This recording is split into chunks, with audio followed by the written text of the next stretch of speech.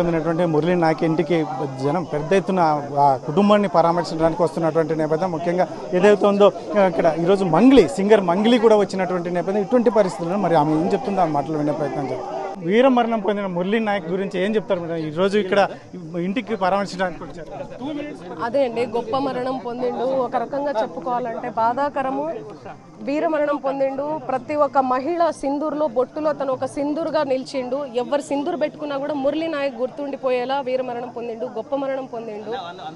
ఆయన ఆమె కడుపు కోత బాధ అనిపిస్తుంది. ఒకటే ఒక కొడుకు, చిన్న పల్లెటూరు, చిన్న తండాలో పుట్టి పెరిగి అక్కడికి పోయి మనందరి కోసం ఆయన అక్కడ ఫైట్ చేసి వీరమరణం పొందాడంటే ఒక రకంగా చెప్పాలంటే గర్వకారణం, ఒక రకంగా చెప్పాలంటే ఈ తల్లికి బాధాకరం. ఎవ్వరు కూడా తీర్చలేని లోటు. సో వీళ్ళు ఏం కోరుకున్నా కూడా అది ప్రభుత్వం నెరవేరాలని, కోరికల్ని తీర్చాలని మనసారా కోరుకుంటున్నాను.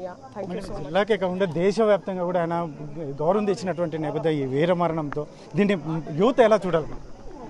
గర్వంగా ఫీల్ అవ్వాలి. అండ్ ఈ తల్లికి మనం గర్వంగా ఫీల్ అవ్వాలి. ఒక్కడే కొడుకైనా కూడా అంత దూరం అసలు ఎలా ఉంటుందో పరిస్థితి తెలియదు, అయినా కూడా పంపించారు. వీళ్ళు గొప్పోళ్ళు, చాలా ఈ తల్లిదండ్రులు గొప్పోళ్ళు. Thank you.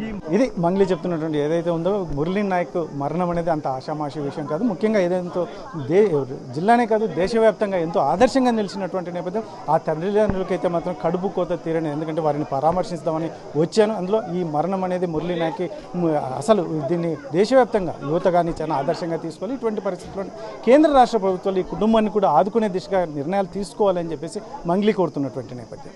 కెమెరా పర్సన్ సుధాకర్తో చల్లకనేడు RTV అనంతపురం. మరిన్ని వీడియోస్ కోసం ఛానల్ ని సబ్స్క్రైబ్ చేయండి. లేటెస్ట్ అప్డేట్స్ కోసం వాట్సాప్ ఛానల్ ని ఫాలో అవ్వండి. ఆ లింక్ డిస్క్రిప్షన్ లో ఉంది.